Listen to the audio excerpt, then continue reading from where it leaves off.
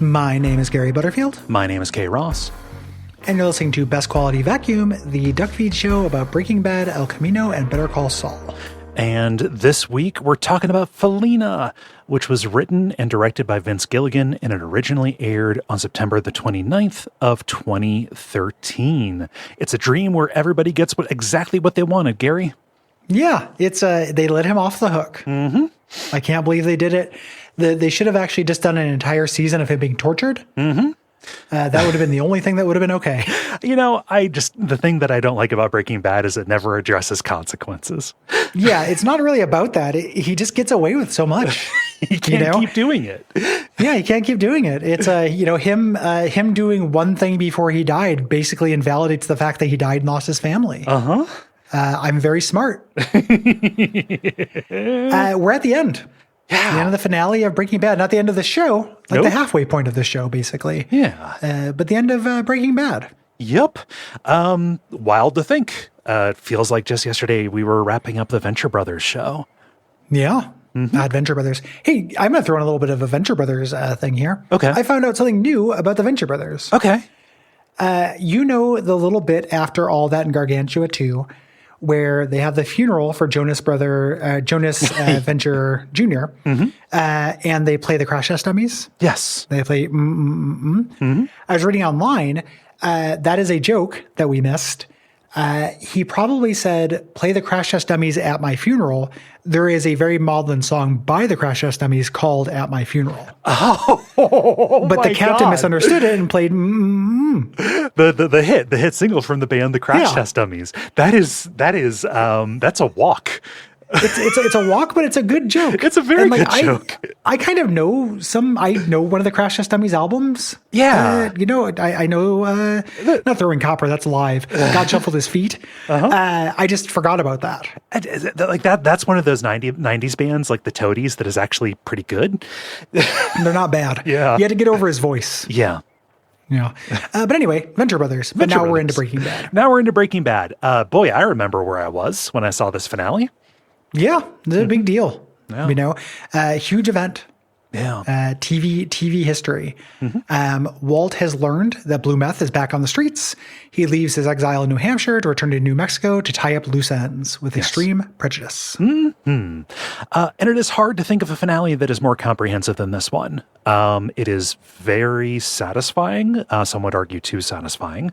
But this ties up a lot of loose ends. And it is loaded with catharsis, both emotional and, retributive, let's say. Yes. Yeah. There's a lot of vengeance on display, righteous and otherwise. Yeah. We alluded to this earlier. The counter argument is that Walt gets too much of what he wants. The only proper ending for a character that evil is for him to die of cancer alone in a cabin, like they show on TV. Yeah. Would have made a good dramatic television show. Yeah. Just like a season of him slowly wasting away. Yeah, just moaning for help in a cabin 8 miles away from where anybody can hear it in real time. Yeah, they just keep every episode that we just come back to it. One of them he just sleeps. But there's a little thing on the chiron on the bottom that tells me how much pain he's in. Yeah, it shows us his blood counts. Yes, yeah. We just get his platelets. There's a little platelets counter. We get Platey, the animated platelet, who comes in and slits its own throat. Not to be too harsh on that, but it's really just an attitude that came from one essay that I don't like. Yeah. But it pops up in any discussion of this. Yeah. To the point where that essay, kind of the annoying part of that is people saying, "Oh, this is Walt's dying dream." This is too good for Walt. Yes. That this couldn't happen. This is like literally a fantasy. He's dying. He's freezing to death in one of the opening scenes, and this is his fantasy of everything. Yeah. That sucks. I don't like that. Vince Gilligan doesn't like it. No. As well. So I think I'm right. I don't like it when shows do that and tell you that's what they're doing. I cannot see trying to take something and make that the case about a piece of media. Yeah, why pretend like it's worse? Yeah. Why pretend like it's all a dream? That sucks. Yeah. I have fairly strong feelings about people's reaction to this. It's pretty irritating to me. Also, there being a dream within the dream, showing Jesse's woodworking. Yeah. Yeah, it was very nice of him in his fantasy to give Jesse that little dream. It's all just so fucking stupid. You're not failing media if you take something as face value. Yeah. Like you're not super smart if you don't take it at face value, and you're not failing yourself if you do take it at face value. Sometimes things are the things that happened. So the title of this is a reference to the Marty Robinson song "El Paso," great song. But that they talk about town, they spell it Feleena. They change it to Felina with an I, so it's an anagram of finale. Yeah. Continuing that to the end. It is fine. I almost wish they would have called it Baby Blue. Yeah, Baby Blue would also been a good name. You've seen I'm sure the theory that it's blood, tears, and meth. Yeah, iron, I've seen salt, that. And like lithium. you have to know about like an extremely obscure like alternate way to cook meth using lithium that they don't use in the show. Yeah, in the number one show for teaching you about ways to cook meth. Yeah, for that to work. I also think that's somebody being a little too clever. I don't think that's true. Yeah. It's fine to say like, oh, this kind of works that way, but to say like, oh, this is what this means. It is not trivia. It is something somebody said. It's a thing that you want, you put together, you solve the puzzle for a second. Yeah. There are some little trivia bits during individual scenes, but most of it's just production stuff. Yeah. Like boring bits about disagreements of music, how many takes it took to have Walt wiping his blood down the side of the tank, stuff like that. Yeah. And, affecting stuff like, the cameraman crying during the final scene with Skylar, right? Yeah. Yeah. Yeah. And that shot that they got, which was an accident and is really good. We're going to get into all that right now. Yeah. With an extremely cold open, Walt has left the cabin, and he has found a car covered with snow, presumably checked a whole bunch of them, found one that was unlocked and has gotten in and is searching for a way to start it. There's a Marty Robbins cassette in the glove box, and he finds a screwdriver, but it doesn't work. Yeah, he can't jump the car with that. And he sees police lights coming through the snow. So he kind of ducks down, to pretend like nothing here but us abandoned cars. And he even kind of whispers a little prayer. Yeah. He says, just get me home. I'll do the rest. Yes. And probably the only note of this I don't like is that he does the little prayer and then the keys fall out of the visor, almost like it's directly answered. Yeah. The cop's not catching him, I'm fine with. But then he checks the visor and the keys for the car are just there. Yeah. It's like, okay, God is guiding him. That's a little bit silly. But he starts up the car, El Paso starts playing, and we cut to credits. Yes. And Walt has made it to New Mexico. He pulls up to this gas station, checks the trunk while he's filling up the gas. And it's full of cash. He's got a bag with his medicine in it. And he takes his pills with some water from the nearby pump. Yep. He uses the payphone because he wants to get back at Gretchen and Elliot. He pretends to be David Lynn from the New York Times, basically saying that they're scheduled, asking when they're scheduled to get back home from New York. Yeah. It's like, I still have their old address, and he kind of proves his bona fides by giving the old one. Yeah. Are they still on? Blah, blah, blah. Yeah. And it's just like, we need to send a photographer. I assume that we're going to do the interview over phone, right? But also we need to get a photo. So I just need the address for the photographer saying, this should make for one hell of a story. Yeah. Well, he leaves his watch, the watch that Jesse gave him, on top of the payphone. This is one of those things that is like kind of a character moment, but it's also just for continuity because he didn't have it in the flash forwards from the beginning of the season. Yeah. But this leads into something he's not trying to not be noticed. Right? Yes. Like he's leaving a trail primarily to raise enough of a ruckus or chaos so he can do what he needs to do. Yeah. There's a scene cut from this where Walt would have seen a kid that was a student who would have remembered him, and Walt would have paid him off to not tell him anything. And then Walt would have asked if he was a good teacher. Yeah. And the student would have said, yeah, you were good. I remember when you made fire different colors. Yes. Referencing the first episode. When most of the episodes had a little classroom scene that underlined the theme. Yeah, chiral. So we cut over to Elliot and Gretchen. They get home at night. They're arguing about restaurants. It sucks. It's very tedious. Their house is ridiculous. It looks like it'd be a really fun Hitman level. Oh, it looks like a Hitman level that is a museum almost. Yeah. It's like a cross between a museum and the tutorial level for Hitman 2. Yeah. Like that beach house, that fancy beach house with the glass walls. Walt follows them in, and he's looking around, looking at art and photos, and they don't notice him. No. They're talking about going to Europe because that's what rich people do. Yes. And then Gretchen notices him. Yeah. And he's just like looking at photos, right? It's like, oh, nice. Compliments the house and points to this big wall of windows. Like, oh, this faces east. You must have a really good view of these particular mountains, Blood of the Saints or something like that. Yeah. And they immediately start trying to talk him out of hurting them. Mm-hmm. He's like, don't hurt us, Walt. And he's like, I'm not here to hurt you. Yeah. I need your help with something. I'm here to give you something. Help me with something in my car. Elliot has a little cheese knife at Walt. And Walt looks at, Elliot, if we're going to go that way, you're going to need a bigger knife. That's not going to work. Channeling both Mike and Crocodile Dundee. A match made in heaven. Yeah, if we're going to go that way. Very, very funny for him to pick up a little bit of Mike energy here.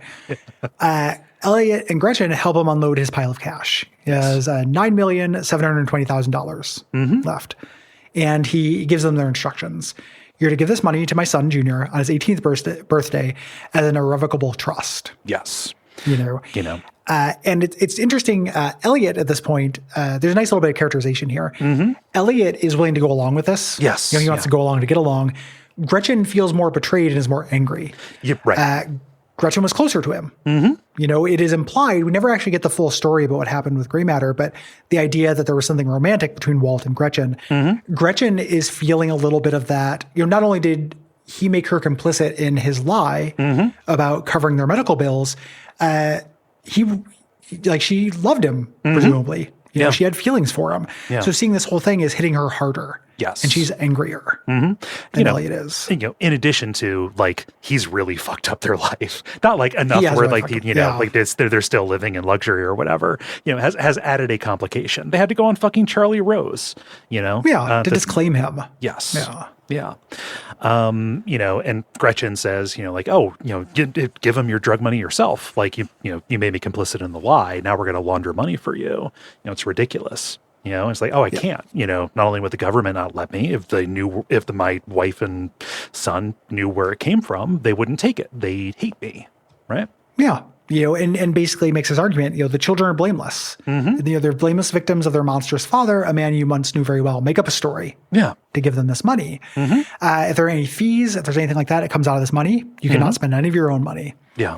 And Elliot agrees immediately, shakes his hand, and he has to kind of nudge Gretchen to do it. Yeah. But this is, Walt covered this as going not enough. Walt says, can I trust you? Mm-hmm. And Elliot goes, yeah, of course. But then he signals out the window and 2 laser sights appear on them. Just kind of wobbling on their chest. Oh no, there are assassins. Not just assassins, the 2 best hitmen west of the Mississippi. I wish he had said Mississippi.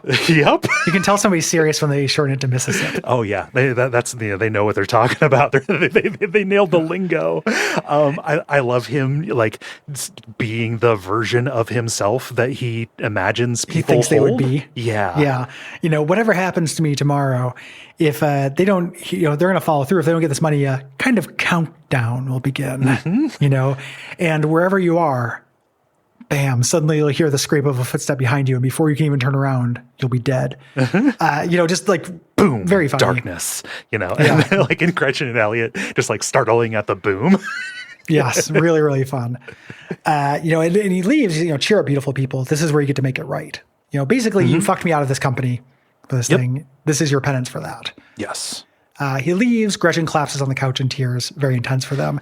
And then we actually get to see the assassins. He goes out to the car and it's Badger and Skinny Pete.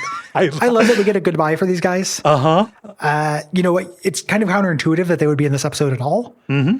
But it's just very nice to see them. Yeah. It's great to see them. We get a very sweet goodbye to them in El Camino. Yeah, it's great. I love it. Yeah. But I was beside myself laughing Very funny. Like when it revealed who it is, because of fucking course, like, you know, like Walt doesn't know anybody. Like he doesn't have Saul anymore. It would be Huel and Kubi, or Kubi, but it can't be. Yeah. You know, so he just got this number in his phone. You know, Kubi fled back east and Huel's still in the house. He's making Huel's rules. Huel's making Huel's rules. Yeah. He asked for the laser pointers back, which I think is funny. Yeah. You know, those things cost upwards of $1.99. And they feel conflicted about it. You know, Badger talks to us, man, this whole thing, you know, this feels kind of shady morality wise. And he just throws them stacks of cash and like, well, that makes it feel better. Very funny, a little joke. Yeah. And he starts getting a little intelligence. He says, you know, is the blue meth still on the streets? And they're like, yeah. And he's like, who's cooking it? And they thought it was him. Yeah. Because it's up to the quality. Yeah, it's your formula. You know, I thought you were back in town doing this. Walt figures out it must be Jesse. Yes. Like, no, man, Jesse said he moved to Alaska. Yeah. He's starting this vengeance plan. You know, this idea that Jack did not kill him. Jack did not kill him, and is, you know, has made Jesse a partner. You know, this blast betrayal. You know, Jesse working with the people who not only killed Hank but took his money, and thus, you know, the legacy that he was going to leave his kids. The ostensible reason why he did all of this. Yeah. We get two little scenes there just to remind us where we are here. We get Jesse having a dream sequence of being in shop class, but he's actually in the meth slavery harness. Yeah. He's really scarred. He's been tortured for this. And then we get Walt at the Denny's making the 52 out of his bacon. Yes. We've seen this before in the cold open. We have him checking the machine gun, retrieving the rice, and we have all these things, just reminding us where things are. Yeah. Getting these important pieces back in place. Yeah. And we get a little flashback to him remembering Hank offering him the ride along. Yeah. You know, on his 50th birthday, 2 years ago to the date. He's standing in the ruined living room and, you know, flashing back to the living room full of all these friends that we never saw again. Yeah. One of Clapton's. Lydia shows up at her cafe meeting space, pulls out a packet of stevia from the sugar holder. There's just one there. And Todd shows up, compliments her shirt, and Walt comes up. And they're very surprised to see Walt. he just, the way that he just like almost like night crawlers in. Yeah. I love how scraggly he is too. Oh yeah. No, like he's definitely playing up this role, right? Yeah. It's very funny here. It's canny. Lydia almost immediately leaves. Walt begs her to stay. He says, listen, you know, I've done the calculations. He's basically playing a version of himself in every scene. Here we have to talk to people. Yeah. Him doing that to Gretchen Elliott, he's also doing to Lydia. I've done the calculations. I know you're running out of methylamine. Yeah. You know, I saw a post somebody was talking about, we talk about Walt's quality as a liar on the show. And someone pointed out that he is a horrible liar if he's on the spot, but a really good one if he has time to plan. Yeah. He had a whole cross-country drive to put this together. And like, I would have just listened to Marty Robbins. I like Marty Robbins. Yeah. But he's a better man than I am in every way. Yeah. Every way? Yeah. Morally. So he says, I've done the calculations. I know you're running out of methylamine. I've come up with a brand new method. Yeah. It doesn't even require methylamine. You know, I'm going to sell it to you for $1 billion. Yeah. Lydia says, how do you know to meet us? And it's like, you meet here the same day every week. Yeah. You like your routine. Tuesday at 10 a.m. Yeah. Yeah. I'm gonna cook. I'm gonna show you how to do this new cook. I'm totally broke from running from the police. I need this money. Yes. And Todd doesn't want anything to do with this, right? Yep. And Lydia kind of plays her part too, immediately like latching on the money. You know, like how much money? You know, what's this going to cost? Yes. You know, pretending to see the benefit in this. You know, $1 million it is a real deal. You know, and says like, you know, like, let me talk to Jack. Let me convince him that this is the right move. Yeah. Todd knows this is a bad idea, but he's gormless. Yeah. Like he doesn't have subterfuge in him. Lydia is doing this to kill Walt. You know, Lydia agrees, you know, and tells Walt to leave.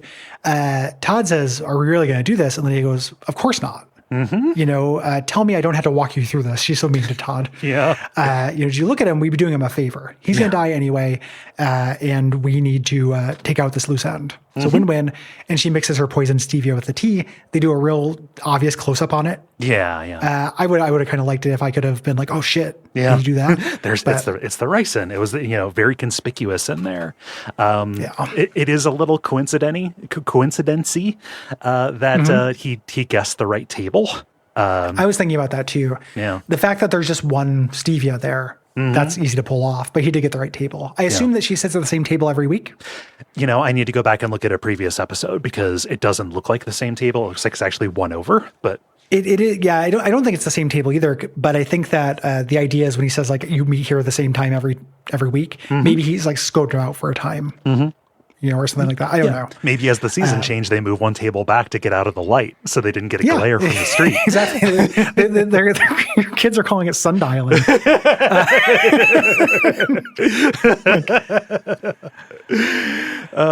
And now we get a very touching scene. Like this is great. This is Walt with his machine gun. It's very sweet. No, okay. No, I know. Yeah. Sorry about that. I jumped one scene ahead of my mind. Walt is out like singing to himself, singing El Paso to himself while he is assembling this machine gun. So we saw the M60. And he's got like these new parts, basically like an erector set with a like a car unlocker, like a aftermarket car lock, remote lock thing. We can see that it, when he activates it, it is like doing a swivel on this. Yeah, it's a moving arm. We don't know exactly what's going to happen, but he's building a robot. Yeah. And as this happens, his wedding ring necklace drops out of his shirt, makes him pause. We cut over to Skylar. Skylar's new apartment. It's a shit heap. I've lived in so many apartments exactly like this. Yeah, this is exactly the apartments I lived with my mom for like most of my life. The portraits are up, but no portraits of Walt. And the phone is ringing. The way this is shot is really interesting. Yeah. The way we see it, there's a pole. There's a load-bearing kind of pillar in the middle of the living room, or the kitchen rather. Skylar answers and she's talking to Marie. And Marie says, hey, Walt's been sighted in town. Your neighbor Carol saw him. Yeah. People are calling in using different voices. They think he's going to blow up City Hall in revenge. I love that. Like, they don't know if it's Walt or just copycat people, but I love the idea of that being the end of this series. Like, Walt finally gets revenge on City Hall. Yeah. Walt was taking it to the system Batman the villain. whole time. It talks about like, he's got this manifesto. He's got a manifesto. Walt's whole thing was finally getting revenge on Albuquerque, the actual main character of the show. But it's 2 or 3 different voices who are calling in very plausibly. Badger and Skinny Pete, right? Yes. Again, trying to stretch the police thin for this. Marie says the DEA is watching her place. They're watching the high school, and they're probably watching Marie's place and probably watching Skylar's place as well. Yes. Their relationship seems better. Like this, they pick up, and it is not like the first time they've talked in a while. Yes. Yeah. Skylar hangs up. The camera moves to show that Walt was staying there the whole time. Yeah. Really cool. Great moment. Yeah. Gasped when that happens back in the day. And Skylar says, okay, you have 5 minutes. She puts a clock on this. It says like you look terrible. And she's like, oh, did you kill or hurt anybody coming here? Didn't have to. Yeah. She says, why are you here? And he says, it's over. I needed a proper goodbye though. I didn't need, what we did on the phone. Yeah. That was to throw people off, but that's not correct. She thinks he's going to the police. Yeah. And he's like, no, they'll be coming to me. She mentions the Nazis. Yeah. The people who visited her. Yeah. And he's like, no, that won't be a problem after tonight. Yeah. If you get taken into custody, are these guys going to come after me? There are 3 men. They threatened Holly. Yeah. He's like, no, they're not going to be a problem. After tonight, she says, what's the night? And he doesn't answer. Yeah. He pulls out his wallet and Skylar groans at his shit. Yep. Like, thinks that he's just going to try to give her $50. Please, it's all I have. So he doesn't want it, money, and he's like, no, this isn't. I don't have the money. I spent the last of it getting out of here. That's kind of a lie, but he also gave the money to Russian Elliot. Like, he is basically broke at this point. Yeah. He only has a robot machine gun. Right? Yeah. But what he's pulling out of his wallet is the lottery ticket on which he encoded the GPS coordinates for the burial site. And, he tells her like, hey, call the DEA, tell them I forced my way in. Tell them I wanted bacon and eggs on my birthday, and then I gave you that ticket. Again, just coming up with like just this fictional version, understanding that Walter White, Heisenberg, is this mythical monster. He's a character who, does these villainous things based on the trail he's created. That's the version of him that was on the phone call. Mm-hmm. That would do that. Say I gave you that ticket, it's the burial site. Skylar breaks down. He says, listen, those Nazis killed Hank and Gomez. You need to trade that to the prosecutors for a deal. Yeah. That's a bargaining chip. Like, and what's there? Like, she knows. Like, you can tell that she knows about it, or or has a feeling. And when he confirms it, just the way that the tears overflow, it is very emotional. Because it's real good. He's offering closure for the family a little bit. Yeah. I also love the way this is echoed in Better Call Saul. Yes. With Howard Hamlin. Mm-hmm. I guess that's a big spoiler, but the way that, they're always trying to give us Hamlin. Yep. The way this gets subverted at the end of Better Call Saul. Mm-hmm. He starts talking, he says, Skylar, all the things I did, you need to understand. And she cuts him off. If I have to hear one more time that you did it for the family, and he goes, I did it for me. I liked it. I was good at it, and I was alive. Mm-hmm. Like, it is true that he did it for his family as well. Yeah. Here. But taking responsibility, this is the first time he does it verbally. Mm-hmm. And doing it directly to her face, Yes. Speaking honestly, I can see in the performance the months of reflecting that he did, right? Yeah. And, to admit, and you can tell it feels good for him to say it, right? Yeah. And she doesn't really react to that. She just shakes and looks at the ticket. Yeah, it's not enough or anything. But, there's a way in which sometimes being honest or confessing something is just for the confessor. Oh, God, yeah. I think about that when I think about, how when you stay up at night and you think of all the dorky and shitty things and awkward things you did. Oh, yeah. All the mistakes you made and all the ways you accidentally hurt people. I call it the grim inventory. Yeah, when you do the grim inventory, for you do the propane maniacs. One of the things I think about is I'll get in my head and I'll be like, I was pretty shitty to that person. Should I reach out and apologize? And then I realize they've moved on. That would just be for me. Oh, I've done that. I've reached out to somebody and was like, hey, I want to, and they're like, I don't even remember that. Yeah, don't do it. Yeah. Don't do it. It's a mistake to go out and do that. It's just for you. It doesn't serve anybody else. Yeah. Skylar says, hey, Flynn will be home soon. And he says, before I go, can I see her? And this is heartbreaking. Yeah. He goes and takes his last look at his baby. Mm-hmm. Skylar looks on. She's very sad about this. Yes. He's just caressing her hair. She's, Polly is sleeping in the crib, just waiting in the wings for the Holly Chronicles. Yes, the sequel to Hugh's Rules. We put them together. Flynn's school bus shows up, and there are two DEA agents. There's a moment here. I think it's important that Walt leaves without a word and does not hug Skylar. Oh, right? Yeah. He knows it's not welcome. Yeah. Yeah. Flynn pulls up. The DEA agents are watching. Walt just kind of sneaks out through this. I love how everyone can sneak past everything now. Once Mike died, the rules of Mike died as well. And you no longer have to be careful. Everyone can do everything. Everyone is an expert crim. Yep. Walt's just at the communal laundry building, looking through the window, to see Flynn just walking into the door. Yeah, the DEA only covered the front door. Yeah. Once Hank died, they forgot about police work. Yeah. Yeah. The division really went to shit after ASAC Schrader ate it. Yeah. It's now being run by ASAC Dungo. And ASAC Dungo is a real fucking idiot. Oh, it's a real mess. Yeah. He's way out of his depth here. But this is sad, seeing his son, not even just not getting an opportunity, but it's out of the question. If he was there, Flynn is a good kid, right? Yeah, he'd blow up the spot. Yeah. Ordinarily, I know we both make little jokes in our headings on this. This is a good one. Yeah. I'm going to give you a shout out. This is a funny heading for this next section of the notes. Yes. A realistic down-to-earth show that's completely off the wall and swarming with magical robots. Yes. That is a very funny heading for this. Yeah. We're to the final showdown. We need to address the Nazi problem.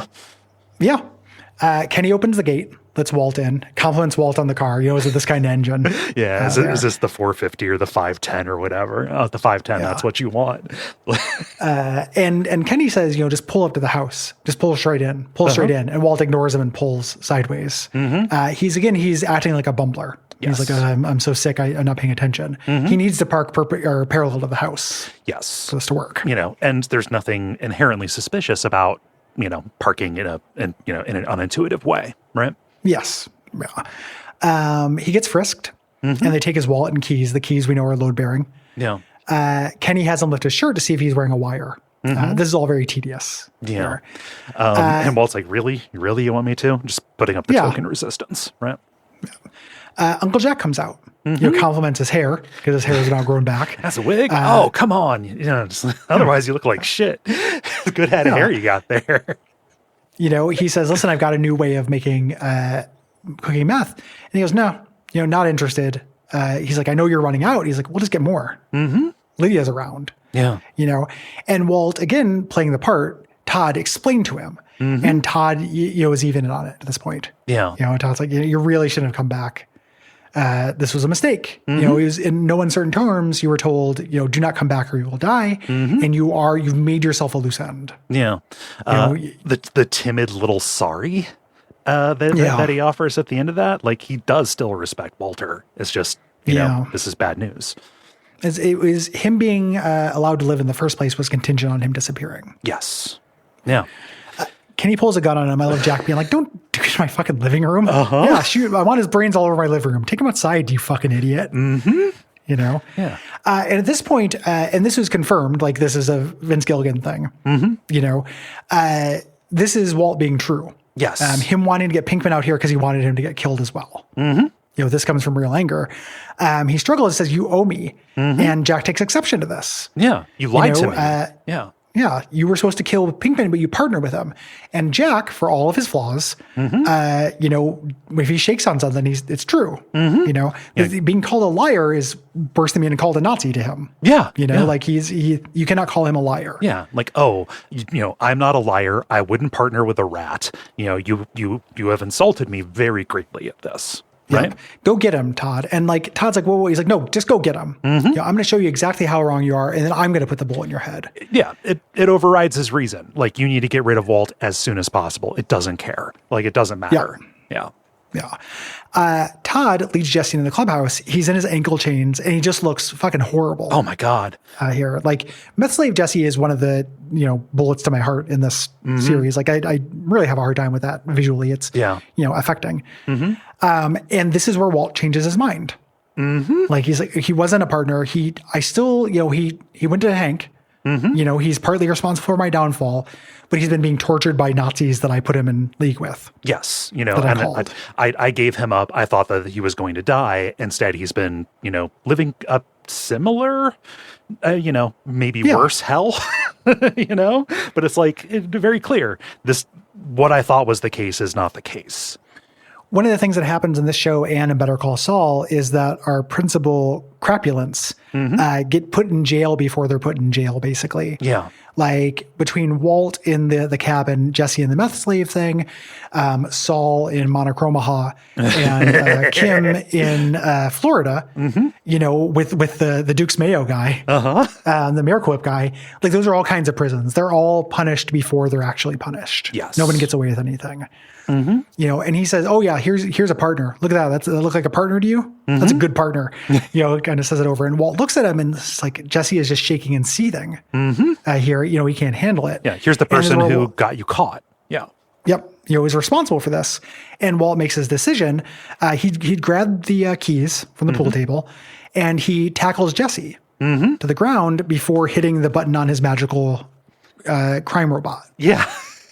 What this does, it pops the trunk, and then the M60 that he bought is attached to the moving arm, and it is firing automatically, kind of in a cone formation at the clubhouse, shooting through the walls and the window, and it goes for a very long time. It's a lot of bullets. The Mythbusters tested this and consider it plausible. So I need to see if Mythbusters is streaming because I want to watch those Breaking Bad episodes. That would be a good idea for like a special. Yeah. for the show if you ever want to do that. So yeah, it basically slaughters everybody. Yeah. I love that Kenny was just like sitting on this sharper image massage chair kind of thing. And, like when this happened, and then it's just his body being stretched out like in the automatic rocker or whatever. It's real nice. Yeah. Todd managed to not get shot. So he gets up to look out the window, sees Walt's car on fire from the bullets. And then Jesse gets, Jesse gets his revenge on Todd. Yeah. Strangles him with the handcuff chains, as is only right. Yeah. Oh yeah. No, Todd had to go. Also, during this, Walt flinches. He gets hit by a bullet. I find that out for sure later, but we see it in action. Taking a bullet for Jesse. Yes, it's a bullet that he arranged to be shot, but like if, Jesse was laying there and Walt wasn't, he probably would have ate it. Yeah. Yeah. Jesse kills him. Walt grabs a gun. Jesse, unchains himself there. Walt walks over to Jack, and Jack is dying. Yeah. Here, and Jack starts bargaining. Holds up a hand. He pulls out a cigarette, and he's like, "You want your money, right? If you shoot me, you're never going to get that money." But Walt cuts him off. Yeah. Yeah. Doesn't want the money. Yeah. Just like Jack, didn't just, like Walt was offering the money for Hank's life and Jack just shot him. Right. Jesse and Walt square up, and Walt puts the gun on the ground and slides it over to Jesse. Jesse grabs it and points it at Walt. Yeah. And it's just, do it. You want this. And, Jesse's like, hey, no, I need you to say the words. Like, oh, yes, I want this. But like, no, say that you want this. Yep. Walt says he wants it, and then Jesse sees that he's dying and gives the gun back to him. If you want this, you do it yourself. Yeah. There. Todd's phone rings, the Lydia, the tattooed lady, ringtone, and Walt picks up. And this is Lydia in bed having the flu. Flu Lydia. Yeah. Flu Lydia. Looking just fucking terrible. And she asks, like, hey, is it done? She's checking in to see if Heisenberg was killed. Yep. And she doesn't recognize Walt's voice, and Walt just doesn't, and says, it is done. How are you feeling? I'm kind of under the weather, like the flu. That would be the ricin I gave you.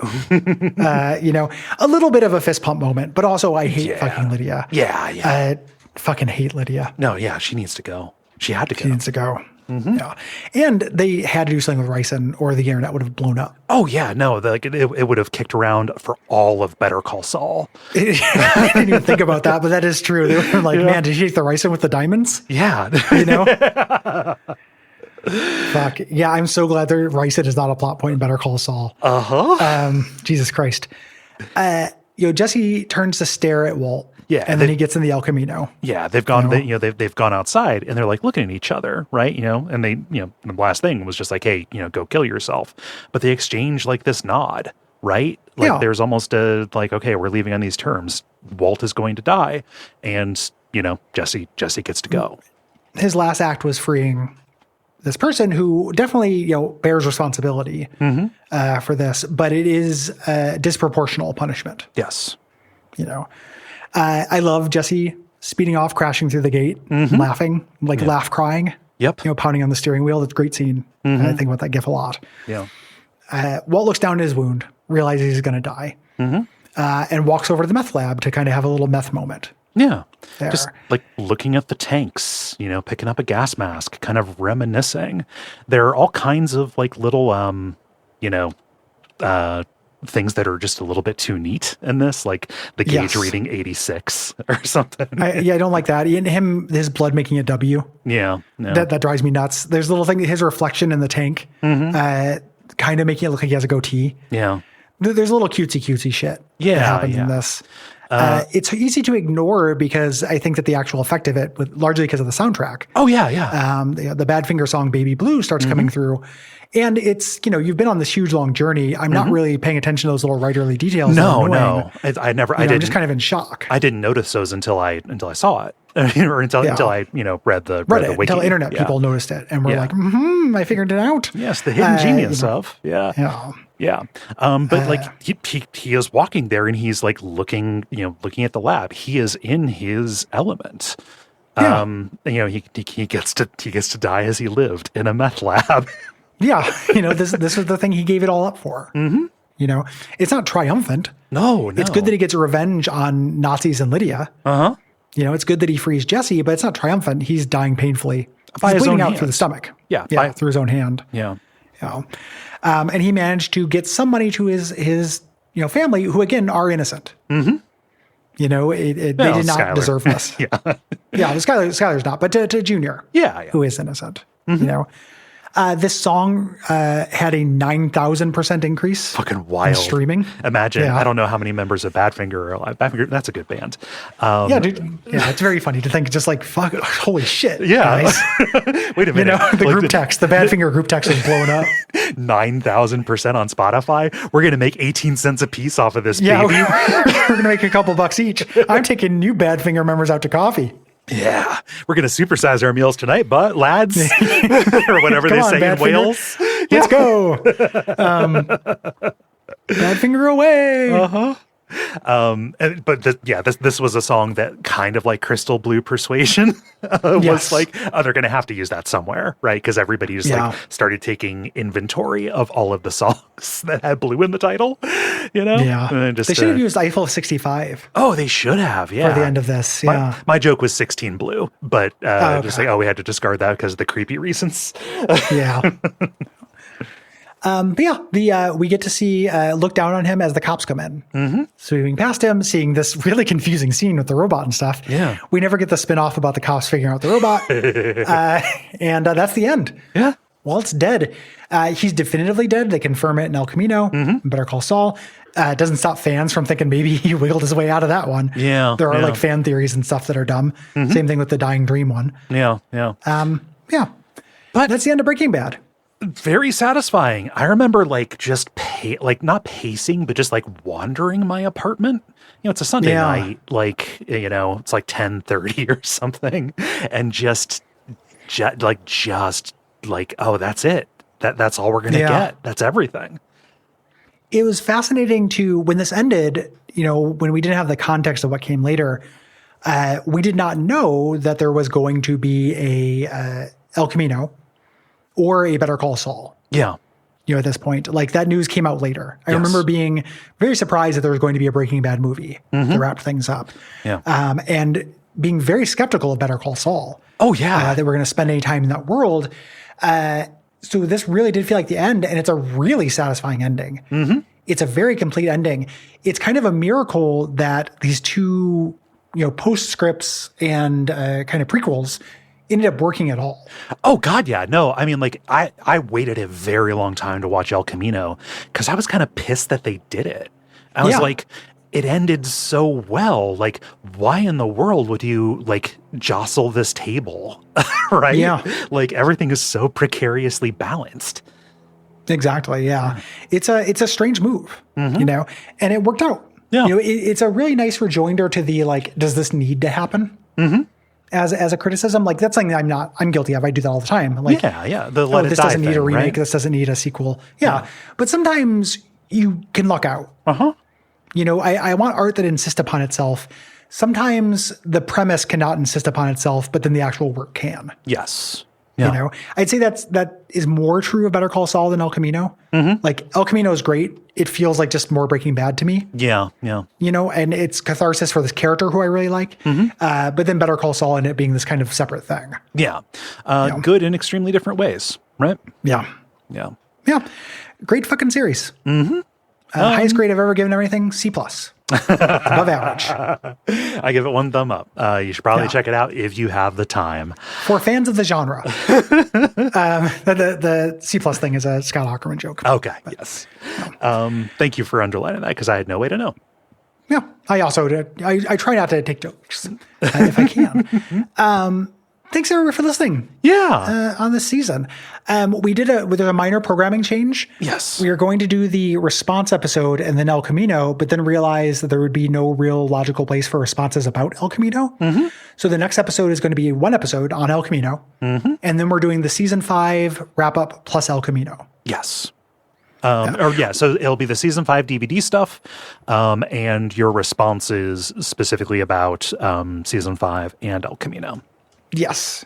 There may be special features for El Camino. We don't know. Yeah, I don't have the we were DVD trying to for figure that. this out. I don't Yeah, even I don't know have if the they DVD for that if they did. I should get a physical copy of it because who knows? But Yeah, if exists, but who knows? You know?